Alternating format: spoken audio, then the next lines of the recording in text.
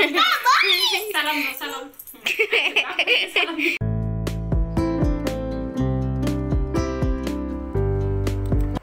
আসসালামু আলাইকুম আমি ফৌজিয়া শারমিন আরেকদিন আপনাদের সাথে ব্লগ শেয়ার করতে চলে আসলাম এই যে শুভ সকাল বলছি কারণ আজকে সকাল বাজতেছে 7:30টার মতো এখন আমরা বের হয়ে যাব মা মেয়ে স্কুলের জন্য আর ফালাকের নিউ ড্রেস ফালাক সব কিছুই আজকে নতুন পরেছে হিজাব ফরাক তারপর জুতা তারপর গলার বেলটা আইডি কার্ডটা সেগুলো সব কিছুই নতুন পড়েছে বিদায় বলে আজকে আপনাদের সাথে ভিডিওটা শেয়ার করলাম আর নতুন বছরে নতুন প্রথম স্কুল প্রথম দিন প্রথম ক্লাস এই আর কি তো ক্লাস 3তে যেহেতু উঠেছে আর স্পেশালে ওকে দিয়েছি আরবি এবং ইংলিশটা একটু স্পেশালভাবে দেখা হবে পড়ানো হবে এবং টাইমিংটাও বেড়ে গিয়েছে সময়টাও আর সকাল সকাল বের হয়ে দেখি ও মাই গড কি অবস্থা মানে একদম একটু দূরের জিনিসগুলো দেখা যাচ্ছে না মানে সামনাসামনি জিনিসগুলো দেখা যাইতেছে কিন্তু বেশি দূরের জিনিসগুলো দেখা যাইতেছে না এত কুয়াশা এই কুয়াশার মধ্যে দেখা যায় যে আমি আর হাঁটাহাঁটি করব না যেহেতু নাকে নিঃশ্বাস দিয়েও একটা ঠান্ডা ভাবটা যাবে সেক্ষেত্রে ঠান্ডা বেড়ে যাওয়ার সম্ভাবনা বেশি থাকে আর আমাদের এই যে রাস্তাটা ভাঙাচোরা রাস্তা আমি আর এখন ভিডিও করছি না আমি ভিডিওটা অফ করে রেখে দিব দেন ফালাককে দিয়ে এসে আজকে ফালাকের কিছু 2টা বা 3টা বই ছিল সেগুলো কিনে ওকে দিয়ে দেন আমি তারপর বাসায় আসব খাতা পেন্সিল যা যা লাগে সব কিছু কমপ্লিট হয়ে গিয়েছিল বাট 2টা বই বাকি ছিল সেই 2টা বই আমি এখন ওকে কিনে দিয়ে তারপর আমি বাসায় আসব বাসায় এসে একটু রেস্ট নিয়েছি ঘরটর গুছিয়েছি দেন আমি আগের রাত্রে পিঠা ভিজিয়ে রেখেছিলাম এটা বাহিরের পিঠা মানে কিনে এনে জাস্ট দুধ জাল দিয়ে আর গুড় আর নারকেল দিয়ে আমি পিঠাটা প্রায় বানিয়ে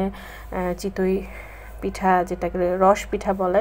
সেটা বানিয়ে খাই বা দুধ চিতই অনেকে বলে বা অনেকে রস পিঠা বলে আমি রস পিঠাই বলি ভালো লাগে দেখতে আর খেতে ভালো লাগে আর পিঠা মানে মানে আমি পাগল পিঠার নাম মানে আমি মিষ্টি জাতীয় খাবারটা একটু বেশি পছন্দ করি আর শীতের সময় যদি পিঠা না খাই তাহলে কি হয় বলেন তো আর সারাদিন কোনো ব্লগ করা হয়নি কিভাবে দিন কেটে যায় আর ইদানিং একটু ব্লগও দিচ্ছি না কারণ ওই যে বললাম না কিভাবে যেন দিন কেটে যায় আর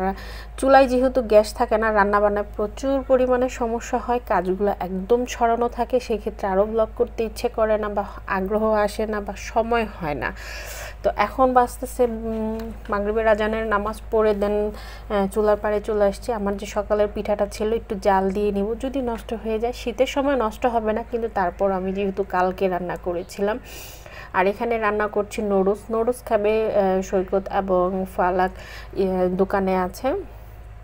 ফাতেহা ঘুমাচ্ছিল দেখে ওকে নেয় নাই তো এখন ফাতেহা উঠে গিয়েছে ওকে আমি নাস্তা খাইয়ে দেন আমাদের জন্য 3 জনের জন্য নুডলস রান্না করেছি ডিম দিয়ে টমেটো দিয়ে খুব যেটা ম্যাগি নুডলস থাকে সেগুলো রান্না করেছি দেন এই যে প্যারাগন ডিম সিদ্ধ করে নিয়েছি ফার্মের ডিম একটা কিন্তু আলাদা আর প্যারাগন ডিমটা আলাদা ফার্মের মতোই দেখতে কিন্তু 7টা হাঁসের ডিমের মতো প্যারাগনের ডিম আর দামটাও একটু বেশি তো প্যারাগন ডিমটা না খেলে মনে হয় একেবারে হাঁসের ডিম খাচ্ছি টেস্টটাই একটু অন্যরকম আসে আর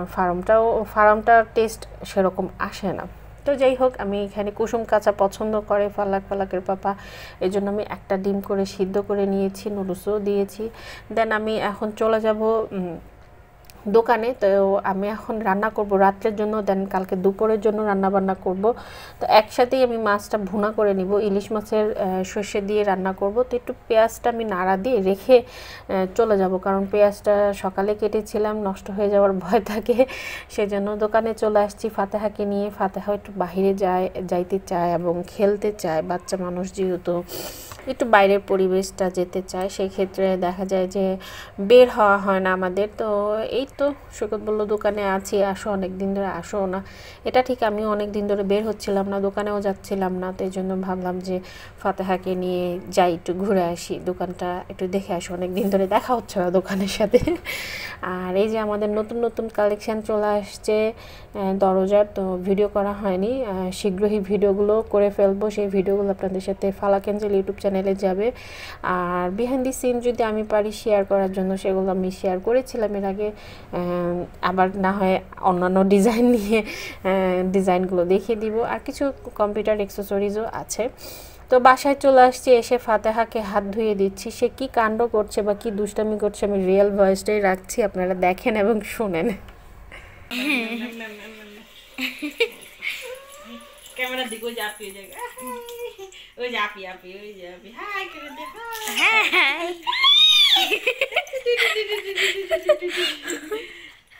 ডলা দাও হ্যাঁ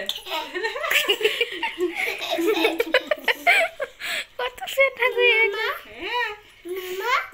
মামা হাত ধুচ্ছে বাইরে দিয়ে আইসা হাত ধুচ্ছে বলে বাবু কি খুশি আমার বুড়িটা হ্যাঁ হাত পরিষ্কার ঠান্ডা লেগে যাবে চলো চলো আমরা হাত দিয়ে আসো আসো আম্মু আসো হাত দিয়ে না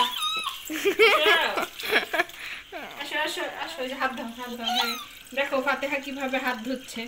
এবার হাত ধুয়ে নিও হয়েছে আর হ্যান্ড ওয়াশ নিতে হবে না হাত দাও জামা সব ভিজাচ্ছে এখন বুড়ি আমার হাত দাও হ্যাঁ কলের নিচে হাত দাও এই যে সিঁড়ি ধরছে এগুলো জানে না কত কিছু ধরছে বাইরে পাপার দোকানে কত কিছু ধরছে হয়েছে হাত মুছো এই যে এখানে টাওয়ালে হাত মুছতে হয় হাই ফাতেহা আমরা বাইরে গিয়েছিলাম না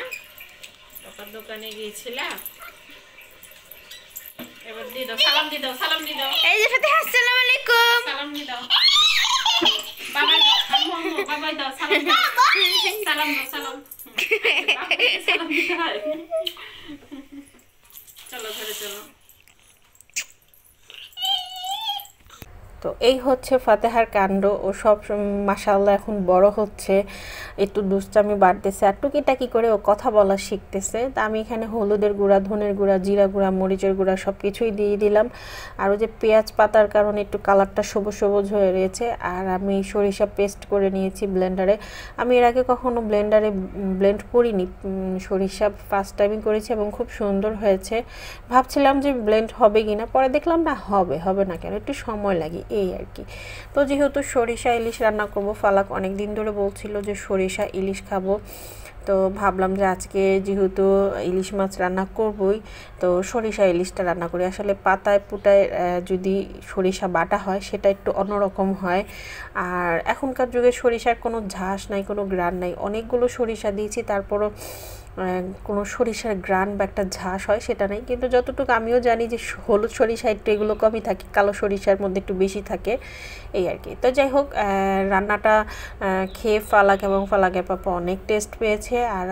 মজা পেয়েছে আমাকেও আলহামদুলিল্লাহ ভালো লেগেছে তা আমি ডিমের সাথে পিসের সাথেই রেখেছিলাম যে রান্না করলে যারা ডিম খাবে নর্মালি যারা মাছ খাবে তারা ডিমও পাবে সাথে নর্মালি আমি এভাবেই কেটে থাকি আর অনেক সময় ডিম যদি বের হয়ে যায় বা ভেঙে যায় সেক্ষেত্রে আলাদা করে দিই এই আর কি তো এখানে আমি ফ্রিজে কেটে রেখেছিলাম আরও কিছুদিন আগে তো বরফ কিছুটা ছেড়েছে কিছুটা ছাড়েনি যেহেতু আমার পয় পরিষ্কার সব করাই আছে আমি বরফ সহই এই মাছটা দিয়ে দিলাম তো দেখা যায় যে বরফ ছেড়ে দিবে রান্নাও হয়ে যাবে আর এই তো অনেকভাবেই রান্না করা যায় আর ইলিশ মাছটা এমন একটা জিনিস